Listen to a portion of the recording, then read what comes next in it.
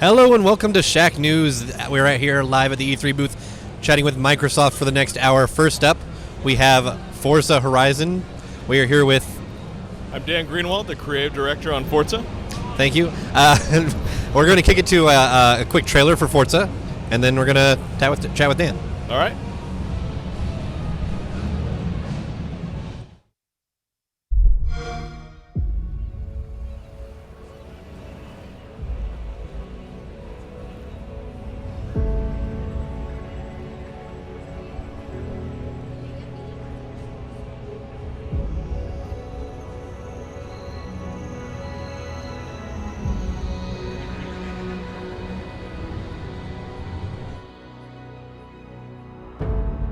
What a wicked game to play, to make me feel this way. What a wicked thing to do, to let me dream of you. What a wicked thing to say.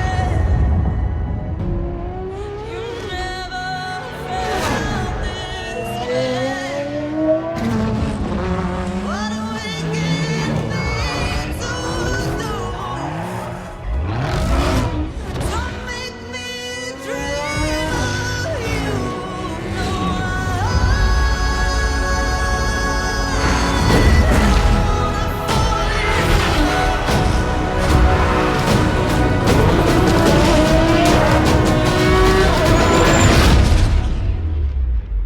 No, with you.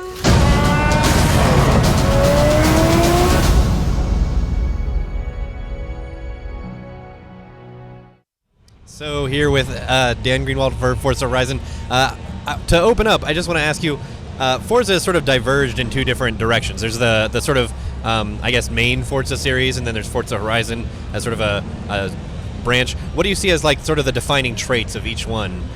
Well, to frame that question, I'd even say we've got two teams, obviously. There's Turn 10, there's Playground Games. But what's been really important from the beginning is that there's no competition. It's all collaboration.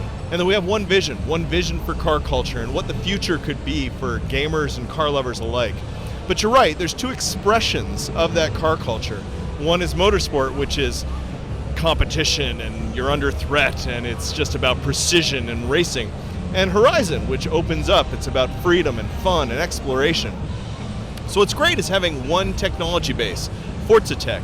It's now on Windows 10 and on Xbox. It's DX12, it's UWP. It's a great code base for us to work on, but we can express these two different visions for car passion in different ways and light up different players in different ways every time we bring it. Yeah, and I was commenting while we were watching that video. Those environments are really gorgeous. You mentioned, you have this engine that's great at rendering cars, but just the Australian outback looks amazing. I was actually told by one of our writers who attended your meetings that you captured Australian sky. Can you? Yeah. Was that just like the funnest work trip ever? Can you tell us about that? Worst job ever. So a group of guys had to go spend the summer in Australia capturing skies. I don't know if they learned how to surf, but if they didn't, shame on them. So we have a 360 degree camera. It's a special rig, does HDR skies in HD. And they captured real skies from Australia over the course of the summer. And that's lots of different storms and different ways the clouds roll in. And we're able to replay those skies, blend them together, create new skies. So you're seeing real, authentic Australian skies. And that's actually why this looks so good. There's a new technology with HDR skies, and playing them back, it really reflects nicely in the cars, grounds the cars in the world, and it actually lights the entire world. So those videos of real skies are lighting the world, and that's why it looks so good in the game right now. That is impressive. I don't know how familiar you are with Shacknews, but we've got a very passionate PC user base. And Great. So there's been a lot of excitement, I think, watching Microsoft lean harder into PC gaming and really create parity between the platforms of Xbox One and PC. Forza is going to be part of that with the crossplay. Can you talk a little bit about that? Well, first off, a lot of us at Microsoft actually made PC games earlier in our career. So I worked on Midtown Madness and Monster Truck Madness and Motocross Madness, and a lot of madness, right? And now we're getting back to PC, and Forza Tech, our engine, is now working on the PC, and we released a product, a beta, on PC not too long ago. It's Forza Motorsport 6 Apex. It's free, it's in the Windows Store, and that was our start of getting not only the technology up to speed on Windows and giving players a lot of options, but starting to learn what are the real differences in the PC audience today versus before, and what are the differences between what the PC audience says they want and how they actually play inside of our game. So that informs Forza Horizon 3, which is a cross-play title, and it's XPA, so Xbox Play Anywhere. It's going to release on September 27th on both PC through the Windows 10 Store and on the Xbox as well. We have a huge community in Forza. Being able to add the PC gamers into this giant community with a co-op gameplay and crossplay is really exciting. And I think it's the real, promise of crossplay, that it's not always about competition, but actually co-op with your friends, no ifs, no buts campaign where you can just really learn about, cars with your friends and explore that whole world. So we're embracing PC with both arms and trying to bring some of the great parts of console gaming to PC, as well as some of the great parts of PC gaming to console. So you mentioned really diving deep into the PC audience and learning the kinds of things they want, the kinds of things they say they want, the differences between today's PC audience and yesteryear. What are some of the lessons that you learned during that process? Boy, there are a myriad of lessons. Certain lessons are just getting up to speed again with working with hardware vendors and all of the different configurations of PC. And so that was a great thing with Apex, is we were working with those vendors and getting our engine up to speed there.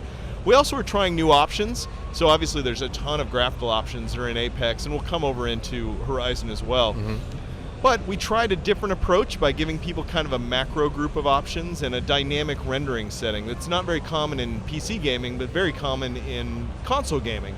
And it was great to see the PC audience react really well to that and react strongly. Now Apex launched with no wheel support, and that's why it's in beta. We're working on that wheel support, making sure it's just fantastic. And so we heard a lot of feedback about wheel support from racing gamers, as you'd expect. Yeah.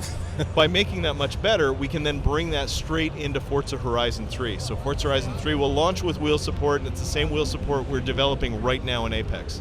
So how do you balance there are different styles of racing fans, right? There's the more simi racers, there's the more arcadey racers. How do you balance finding the right audience, the right niche that you want to go down and committing to that? It's all about creative vision and where we want to go with not only the audience and the feature set, but actually where do we want to move car culture and gaming culture. So we don't tend to think about the axis of sim versus arcade. We do think about action-oriented, so I'd say that Horizon is more action-oriented. But really the creative vision is around exploration and having fun and cooperative play with your friends. And so automatically that's going to make you look at the physics and perhaps even look at the surfaces and make them more forgiving. And that's why Horizon drives the way it does. We've made the surfaces more forgiving while keeping the underlying physics the same simulation engine that makes Forza Motorsport. One code base, two expressions. Yeah, and you mentioned earlier when we were chatting a little bit, I have to ask you about Forza, the esports push that you've been making. Obviously, esports is a huge buzz term in the gaming industry right now, and it makes sense in a racing game because racing is esport. Can you talk a little bit about what inspired that, where you're going with it, and where you see it going in the future? Well, you're absolutely right that esports is a buzzword. And behind that buzzword is a lot of thought and needs to be a lot of new development and learning, honestly. But where I'm most excited about it in particular is how we can actually engage a much, much bigger group of people. And that's beyond esport and actually driving down into competitive gaming for all players. So right now, over 11 million players have played Forza on the Xbox One alone. And that's not including demos or anything like that. That's just normal players. And we have 3 million players every single month playing Forza. That's a huge community. So to me, the potential of esport is not some big event or something like that. It's grassroots, getting everybody involved in competitive gaming. But the key is to not repeat what old school motorsport is. I love old school motorsport, but that doesn't embrace what's awesome about PC gaming, console gaming, and today's generation that watches Twitch and is constantly connected through social media and uses YouTube to give new ideas to each other. Embracing that means changing the way you think about competitive gaming and motorsport itself. And that's what the FRC is all about. Forza Racing Championships about engaging this really big group of audience that maybe is not into traditional motorsport and getting them hooked into our world and replacing our ranks as car lovers. I'm getting a little bit older. I don't want to make them into me. I want to make them love cars however they're going to love cars, which will be different from me. And I want to learn from them. And so learning from the PC audience, learning by releasing Apex, learning from competitive gaming. I believe that will lead to big esports, but I don't want to start with big esports. I want to start with grassroots competition. Yeah, it almost seems like games that start with the goal of esports, that it's hit or miss. You know, it's really kind of a gamble, And it seems like it has to happen organically when people are Right. just, you know, playing in leagues for fun or shoutcasting for fun and things like that. Did you see we've that kind of really done organic development? Yeah, and we've really done the big ones as well. So we had championships with the Formula E, FIA Formula E. We've done a few of those. We've done a few seasons. We're still doing those. And those are with Gfinity and ESL and MLG. We've given away cars. We've done some more traditional, what you'd say, that kind of, you know, big esport thing. But again, I want to create an underbase, you know, that's really strong, a strong foundation to grow from and build out of. And yeah, it's going to mean learning and changing and evolving and updating, and I love that, right? That's when we're in our sweet spot, is we got a vision, but we don't know how to get there. So the only way to get there is by trying new things and experimenting and being bold.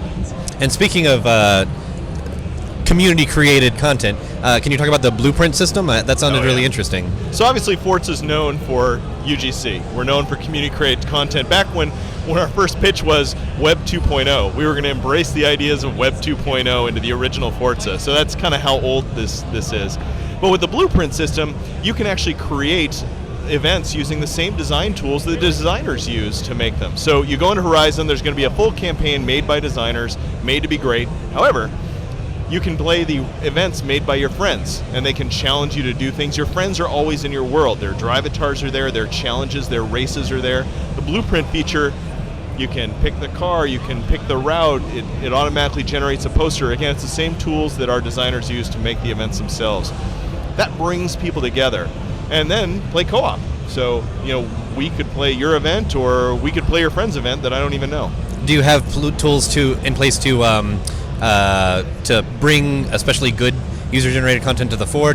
I mean, are you guys watching that and playing it yourself and saying like, "Oh, this is a really cool version of this. Let's promote it." So there are three different ways that's really going to happen. One are the selected ones, the ones that we think are great, and we're going to promote those forward.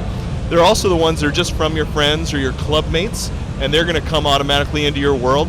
But also, they can be viral. So if I make a challenge and I challenge you to do it, I first have to do it. And then if you beat it, you can then send it to other people. But if you don't beat it, you can't send it out. So we think those ones are going to kind of go viral, and they actually place a car in your world. So if I do something in some crazy car like the Lamborghini Centenario from the cover, right?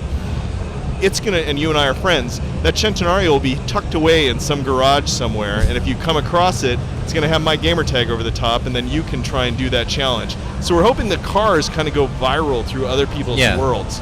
So it sounds kind of like Horse. Is it hard to balance a game like that when a car might provide a tactical advantage, so to speak? Having a really sweet car, you can just do things that your friends might not be able to?